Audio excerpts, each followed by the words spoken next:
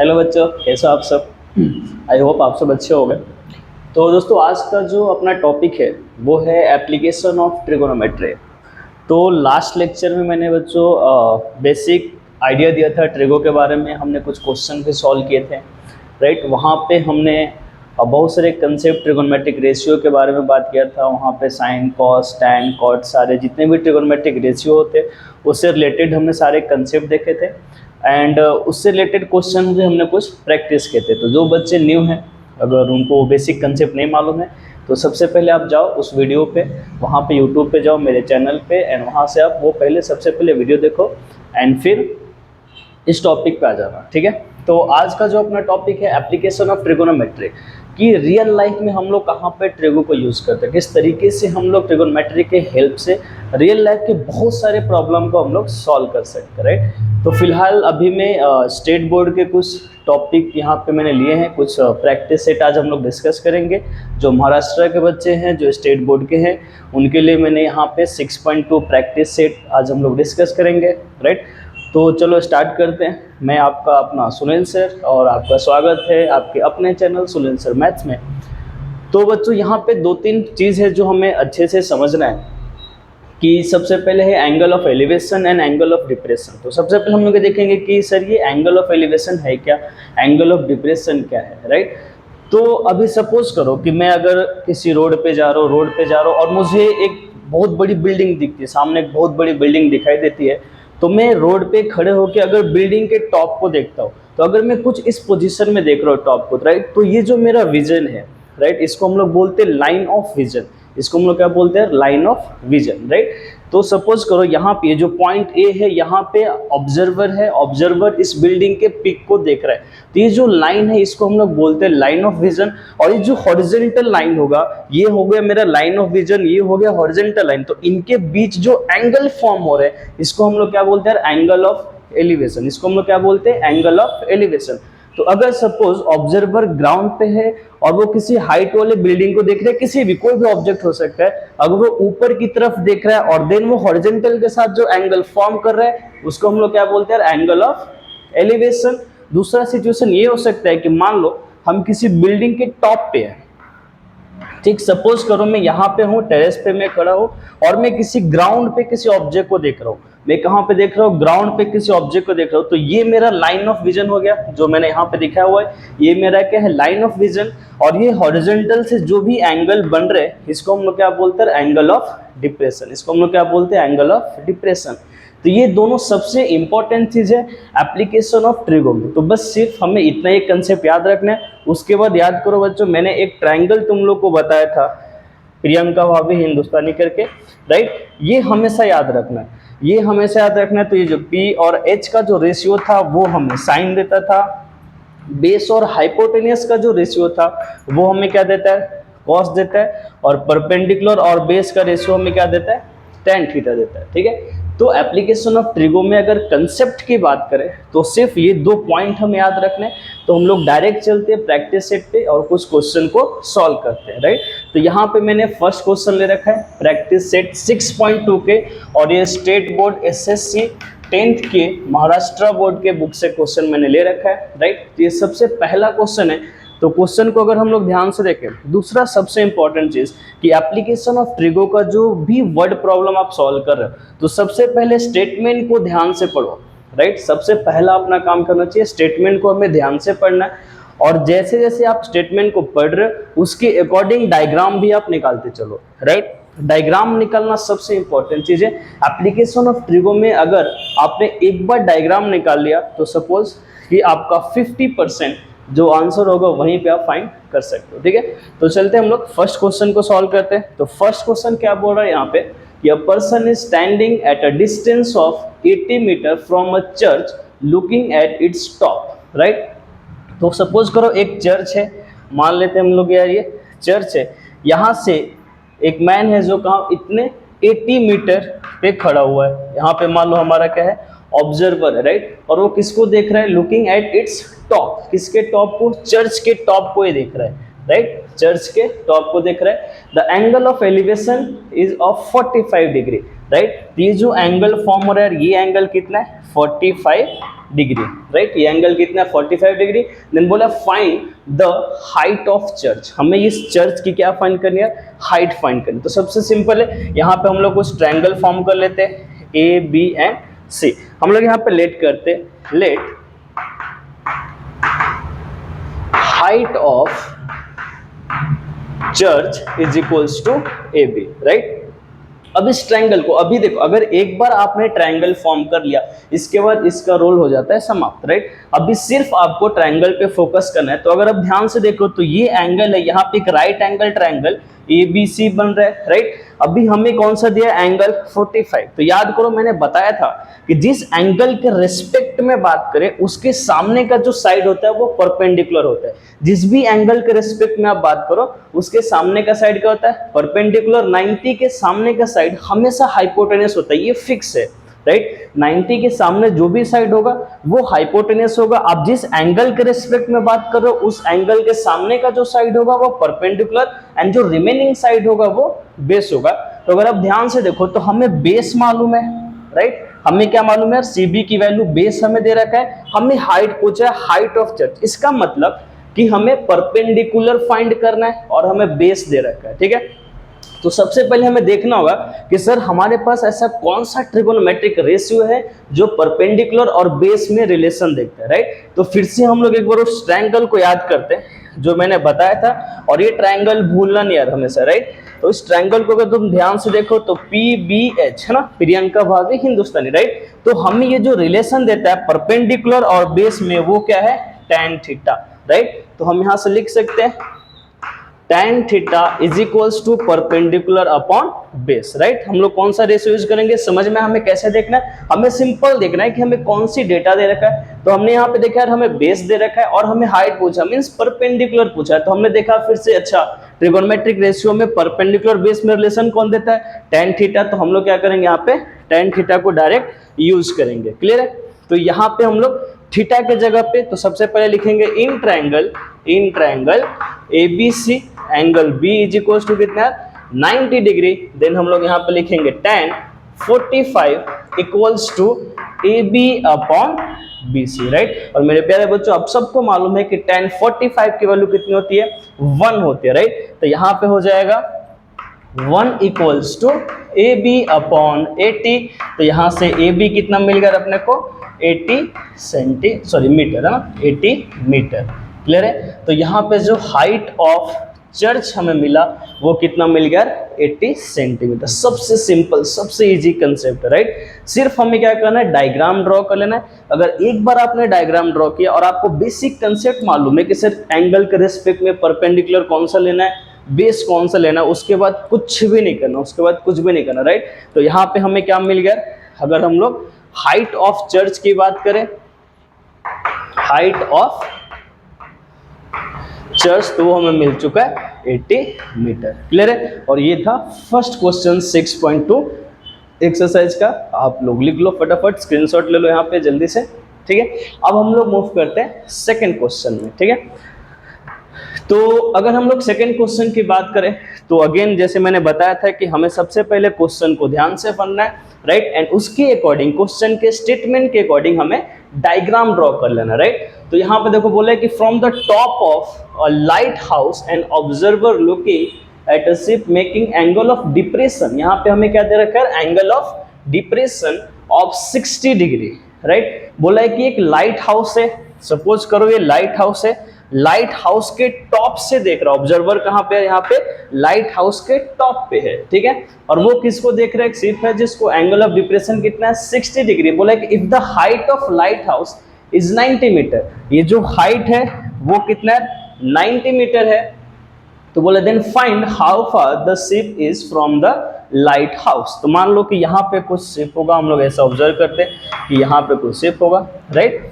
तो ये देखो ये हो गया इसका एंगल ऑफ डिप्रेशन। हम अगर बात करें तो ये कितना हो गया एंगल ऑफ डिप्रेशन, है ना। ये इसका लाइन ऑफ विजन है, हॉरिजॉन्टल से जो एंगल बनता है उसको हम लोग क्या बोलते हैं, एंगल ऑफ डिप्रेशन, क्लियर है। तो हमें यार एक्चुअल में ये डिस्टेंस फाइंड करना है, ये जो डिस्टेंस है इस d की वैल्यू फाइंड करना है। तो अगेन आप अगर ध्यान से देखो तो अगेन ये कौन सा ट्रायंगल बन रहा है, राइट एंगल ट्रायंगल। हम लोग इसको नेमिंग कर देते हैं ABC, क्लियर है, यहाँ पे कितना हो गया। तो अभी हमें जो एक्चुअल में फाइंड करना है वो BC हमें फाइंड करना है। क्या फाइंड करना है? BC मींस D की वैल्यू हमें फाइंड करना है। क्लियर है। तो एक चीज और अगर आप ध्यान से देखो तो ये एंगल 60 है, तो ये भी एंगल कितना हो गया? 60। अब बोलो कैसे? तो अगर तुम ध्यान से देखो तो ये जो रे है लाइन और ये BC जो लाइन है, ये दोनों क्या है? पैरेलल है। और ये लाइन कौन सा है? ट्रांसवर्सल लाइन है। तो हमने बचपन में कंसेप्ट पढ़ा था कि अगर दो पैरेलल लाइन को एक लाइन इंटरसेक्ट करती है तो उसका अल्टरनेट इंटीरियर एंगल क्या होता है यार? इक्वल होता है, राइट। तो ये एंगल अगर 60 है तो ये भी कितना हो जाएगा? 60 डिग्री। क्लियर है। तो ये एंगल 60 हो गया। तो अगेन अगर आप लोग ABC ट्रायंगल में बात करो, अगर एंगल 60 के रेस्पेक्ट में बात करो तो अगेन हमें देखो यहाँ पे परपेंडिकुलर मालूम है और बेस फाइंड करना है। परपेंडिकुलर मालूम है, बेस फाइंड करना है। ठीक है। तो फिर से हम लोग वही tan थीटा वाला कंसेप्ट यूज करेंगे। ठीक है। तो यहाँ पे हम लोग लेंगे in triangle ABC angle B is equal to कितना? 90 डिग्री। देन हम लोग लिख सकते हैं यहाँ पे tan 60 equals to AB upon BC, AB upon BC। और tan 60 की वैल्यू हम सबको मालूम है, tan 60 कितना होता है? √3 इज इक्वल्स टू AB हमें कितना दे रखा है? 90 डिवाइडेड बाई BC अपने को फाइंड करना है। AB कितना दे रखा है? 90 मीटर एंड हमें BC फाइंड करना है। तो हम लोग क्या करते हैं यहाँ पे? क्रॉस मल्टीप्लाई कर लेते हैं। ठीक है। तो इसको मैं थोड़ा सा इरेज करता हूँ यहाँ पे। क्लियर है। तो हम लोग अभी क्या करेंगे यार? यहाँ पे क्रॉस मल्टीप्लाई कर लेंगे। तो देखो यहाँ से BC कितना आ जाएगा? सॉरी, यहाँ से BC कितना आ जाएगा? BC is equals to 90 upon √3। Clear है। BC कितना आ गया? 90 अपॉन √3। तो अभी डिनोमिनेटर में इरेशनल नंबर है तो हमें क्या करना होगा? इसको रेशनलाइज करना होगा। तो √3 से हम लोग क्या करते हैं? ऊपर नीचे मल्टीप्लाई करते हैं। तो हो जाएगा 90 √3 डिवाइडेड बाई 3, 3 3 जा 90। तो BC कितना आ गया? 30 √3। तुम और इसको सिंप्लीफाई कर सकते हो, 30 इंटू 1.73। क्लियर है। इसको मल्टीप्लाई करोगे तो तुमको ये डिस्टेंस मिल जाएगा। ठीक है। तो सबसे सिंपल कंसेप्ट है। एक बार ट्रिगोनोमेट्रिक का जो वर्ड प्रॉब्लम होती है बहुत आसान होता है। अगर एक बार आपको कंसेप्ट समझ में आ गया, एक बार आपको लॉजिक क्लियर हो गया तो आप सारे क्वेश्चन आसानी से सॉल्व कर सकते हो। ठीक है। आई होप आप सबको ये वीडियो पसंद आ रहा होगा। क्लियर है। आप सबको समझ में आ रहा होगा। अगर कुछ भी डाउट है तो आप कमेंट करके हमसे वो डाउट पूछ सकते हो। ठीक है। तो इसको आप लिख लो, स्क्रीनशॉट ले लो, फिर हम लोग नेक्स्ट क्वेश्चन पे मूव करते हैं। देन चलो नेक्स्ट क्वेश्चन पे आते हैं हम लोग। तो देखो अभी थर्ड क्वेश्चन यहाँ पे है। थर्ड क्वेश्चन हमें क्या बोल रहा है कि two buildings, right. Third question को हम लोग ध्यान से पढ़ते हैं।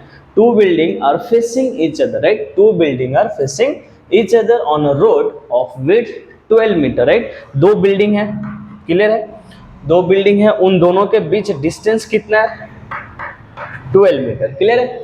From the top of the first building which is 10 metre high, है ना। मान लो ये टॉप है जो कि कितना दे रखा है? 10 मीटर हाई, है ना। From the top of the first building which is 10 metre high, 10 metre high, the angle of elevation of the top of the second is found to be 60 degree. यार angle of elevation, यहाँ पे बहुत बच्चे confuse होते हैं कि sir building का height same है या हाइट बड़ा है या हाइट डिफरेंट है, क्या है। तो यार हमें ये चीज जो एंगल ऑफ एलिवेशन है ये हम यहाँ पे क्लियर कर देता है कि ऑब्वियसली बात है कि सर एक बिल्डिंग की हाइट छोटी होगी और दूसरे बिल्डिंग की हाइट बड़ी होगी। क्यों? क्योंकि अगर हम एंगल ऑफ एलिवेशन की बात करें तो हमें ऊपर देखना होता है, राइट। इसका सीधा सा मतलब है कि एक बिल्डिंग छोटा होगा और दूसरा बिल्डिंग बड़ा होगा।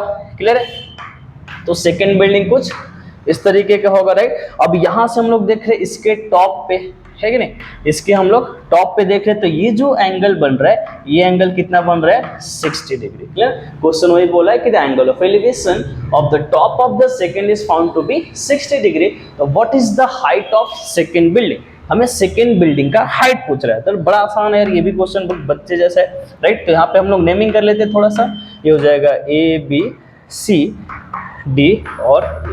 अब एक चीज यहाँ पे ध्यान रखो यार, हमें बोला है कि height of second building. Height of second building का मतलब यार हमें इनडायरेक्टली AC की वैल्यू बोला है फाइंड करने को, राइट। तो हम लोग लेट कर लेते हैं, लेट हाइट ऑफ सेकंड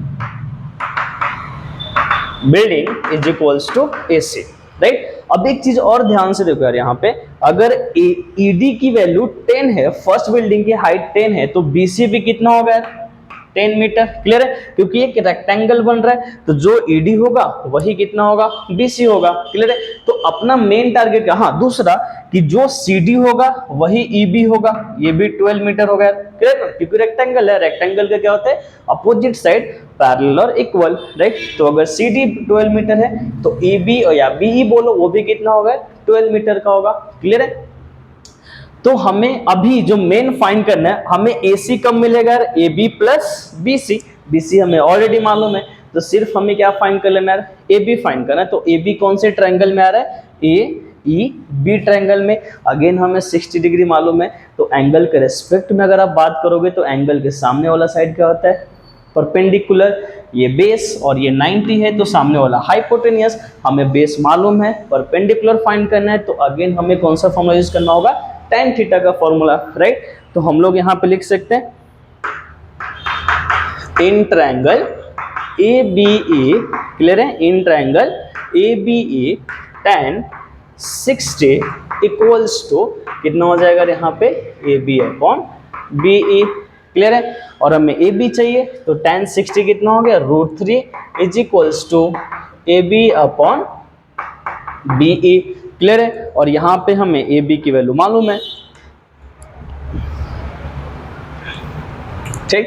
तो यहाँ से हम लोग क्रॉस मल्टीप्लाई कर सकते हैं, तो हमें AB कितना हो जाएगा, sorry AB equals to AB is equals to √3 into BE। AB is equals to √3 into BE।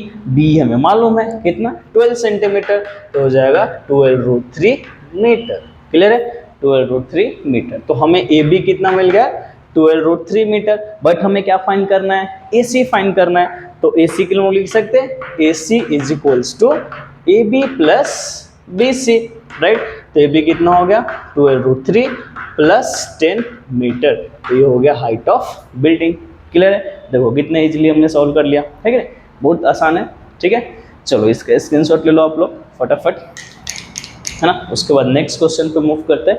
तो आते हैं हम लोग क्वेश्चन नंबर 4। अब देखो अगेन ये क्वेश्चन बहुत सिंपल है। यहाँ बोला है कि 2 poles of height 18 metre and 7 metre are erect on ground, है ना। 2 पोल है, राइट, इरेक्ट मतलब ऐसे सीधे पोल है, राइट। एक का हाइट कितना है 18 मीटर, दूसरे का हाइट कितना है 7 मीटर ऑन द ग्राउंड। बोला है कि the length of wire fastened at their top is 22 metre. Clear है, तो अब देखो यार बड़ा सिंपल सी कहानी है। एक मान लो ये पोल है और दूसरा बड़ा वाला पोल है ना, इसका कितना है 7 मीटर, चलो ग्राउंड हम लोग बना लेते पहले, और ये दूसरा कितना है 18 मीटर। क्लियर है, एंड यहाँ पे जो लेंथ दे रखा है, ये लेंथ ये हमें कितना दे रखा है 22 मीटर, ये लेंथ हमें 22 मीटर दे रखा है। उसके बाद बोला है कि find the angle made by the wire with the horizontal, right.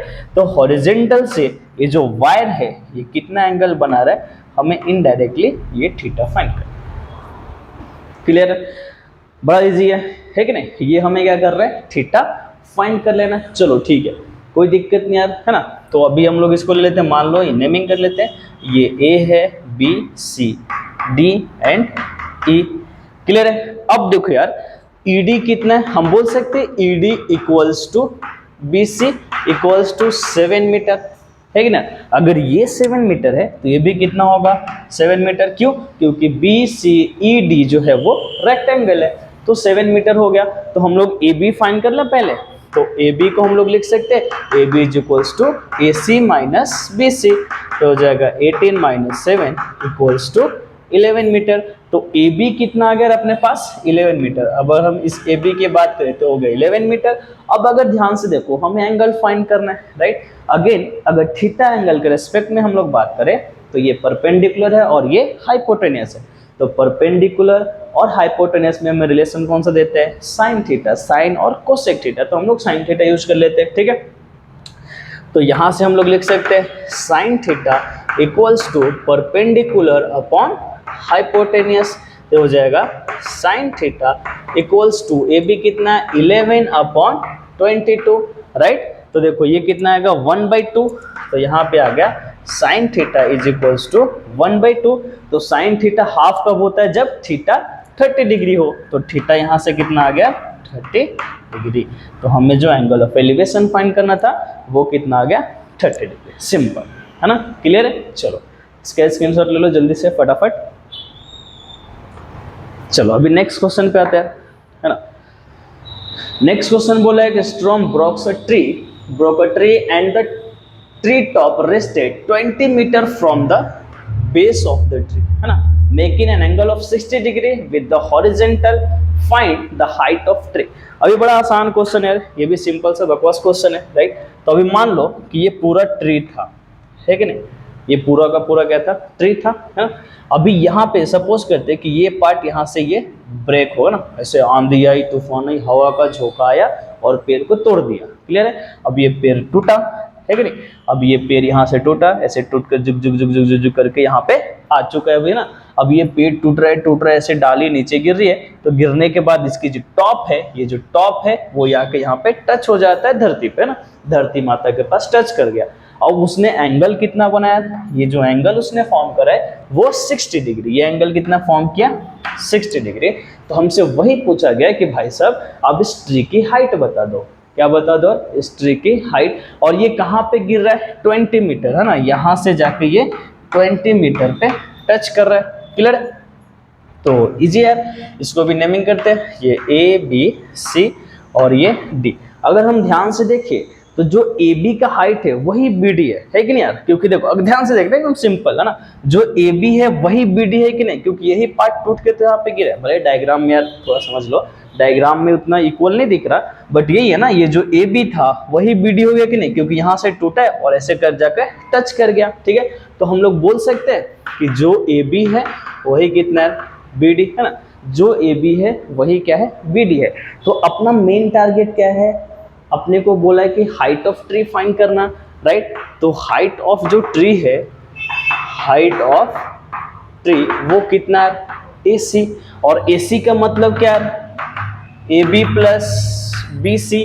और ए बी का मतलब क्या है, B D, B D plus B C. इसका मतलब यार हमें परपेंडिकुलर भी फाइंड करना है और हाइपोटेनस भी फाइंड करना है। कर लेंगे यार, डरते थोड़ी है साला, है कि नहीं। चलो तो सबसे पहले हम लोग बात करेंगे in triangle B C D. अब देखो ध्यान से, हमें यहाँ पे एंगल दे रखा है, बेस दे रखा है, हमें परपेंडिकुलर भी फाइंड करना है और हाइपोटेनस भी फाइंड करना है, क्लियर है। तो सबसे पहले हम लोग परपेंडिकुलर फाइंड कर लेंगे, किसके हेल्प से यार, tan 60 is equals to perpendicular upon base. तो ये हो गया √3 is equals to B C अपने को चाहिए और ये हो गया 20। तो यहाँ से बी सी कितना आ गया, 20√3 मीटर, क्लियर है। बी सी हमें मिल चुका है 20√3 मीटर। अब हमें बी डी फाइंड करना। अब बताओ बी डी कब मिलेगा, हमें बेस मालूम है, हाइपोटेनियस फाइंड करना है, क्लियर है। तो फिर से ले लेते हैं हम लोग, बेस और हाइपोटेनस में हमें रिलेशन कौन सा देते हैं, cos थीटा, है ना। तो यहाँ से हम लोग यूज करेंगे cos 60 is equals to base क्या, बेस अपॉन हाइपोटेनियस। तो cos 60 कितना होता है, हाफ होता है। तो 1/2 equals to C D upon B D, right. तो हमें बी डी चाहिए, सी डी हमें मालूम है, राइट। तो ये हो जाएगा half is equals to C D हमें मालूम है 20 अपॉन बी डी। तो बी डी कितना हो गया यहाँ से 40 मीटर, क्लियर है। अब देखो हमें बी डी भी मिल चुका है कि नहीं। यहाँ पे अगर हम लोग देखें तो हमें बी डी कितना मिल गया 40 metre and second B C हमें कहाँ मिला था, वेयर इज बी सी, हाँ यहाँ पे देखो बी सी हमें मिल गया 20√3 मीटर। अभी हम दोनों को ऐड कर देंगे तो ए सी हमें मिल जाएगा, यहाँ पे ए सी जो होगा 20√3 प्लस 40 मीटर। तुम चाहो तो यहाँ पे √3 की वैल्यू 1.7 पुट करो, सिंप्लीफाई करो, तुमको आंसर मिल जाएगा। तो हाइट ऑफ ट्री हम लोग यहाँ से आसानी से फाइंड कर सकते हैं, ठीक है। चलो देखो स्क्रीनशॉट ले लो दोस्तों, इसको फटाफट जल्दी से, है ना। और इस एक्सरसाइज के लास्ट क्वेश्चन पे हम लोग मूव करते हैं। तो ये है लास्ट क्वेश्चन, ये भी बड़ा सिंपल सा क्वेश्चन है यार। क्वेश्चन बोला है कि a kite is flying at a height of 60 metre. ना क्वेश्चन पढ़ के बचपन की याद आती है ना, कि बचपन में हम लोग बहुत पतंग उड़ाया करते थे यार, है ना, दूसरों की पतंग काटते थे, राइट। चलो ठीक है, तो यहाँ पे क्या, a kite is flying at a height of 60 metre above the ground, है ना। ग्राउंड से कहाँ पे है यार, वो 60 मीटर पे। तो मान लो ये ग्राउंड है, यहाँ पे ये काइट है इस पॉइंट पे, ये कितना है 60 metre. The string attach to the kite is tied at the ground, ground पे टाइट किया हुआ है यहाँ पे कुछ इस तरीके से, है कि नहीं। It make angle of 60 degree with the ground, और ये एंगल कितना फॉर्म कर रहा है बताओ मेरे को, 60 डिग्री। क्लियर है। With the ground assume that the string is straight, find the length of the string। ओहो कितना सिंपल क्वेश्चन है यार, प्यारा सा क्वेश्चन है ना। ये मान लो ए बी और ये सी है, तो हमें ए सी की वैल्यू फाइंड करने को बोला है। क्लियर है। अब देखो ये तो यार बहुत बकवास क्वेश्चन हो गया, हमें परपेंडिकुलर दिया है, हाइपोटेन्यूज फाइंड करना है, राइट। तो साइन थीटा, राइट। तो यहाँ पे हम लोग यूज कर सकते हैं sine 60 is equals to perpendicular upon hypotenuse, है ना। 60 is equals to perpendicular upon hypotenuse, तो साइन 60 कितना हो गया √3/2 इक्वल्स टू ए बी कितना है 60 divided by A C, multiply कर दो तो A C is equals to कितना हो जाएगा 60 × 2 डिवाइडेड बाई √3। चाहिए तो इसको रेशनलाइज कर लेते हैं, है ना। तो मैं क्वेश्चन को इरेज करता हूँ यार।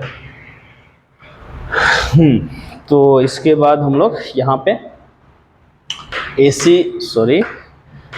इज इक्वल्स टू कितना हो गया 120 डिवाइडेड बाई √3। तो इसको √3 से क्या करो हम लोग मल्टीप्लाई कर लेते हैं, तो AC जो हो जाएगा 120 √3 डिवाइडेड बाई 3 क्या आ जाएगा 40। तो AC कितना आ गया 40 √3 मीटर। ये जो लेंथ ऑफ स्ट्रिंग था वो कितना मिल चुका है अपने को 40 √3 मीटर। क्लियर है दोस्तों। तो यहाँ पे आई होप आप सबको ये वीडियो पसंद आया होगा, आपको सारे कंसेप्ट क्लियर हो गए होंगे। अगर कुछ भी प्रॉब्लम है प्लीज़ आप मुझे कमेंट करके बता सकते हो कैसे है, कहाँ पे कुछ प्रॉब्लम हो रहा है, ठीक है। तो ये था 6.2 प्रैक्टिस सेट, यहाँ पे सारे हमने क्वेश्चन सॉल्व कर लिए, एक एक कंसेप्ट हम देख लिया, ठीक है। अगर आपको ये वीडियो पसंद आया हो तो प्लीज़ शेयर करो, लाइक करो एंड सब्सक्राइब भी करो, ठीक है। एंड ऐसे वीडियो आते रहेंगे, बहुत सारे वीडियो आते रहेंगे। तब तक के लिए बाय।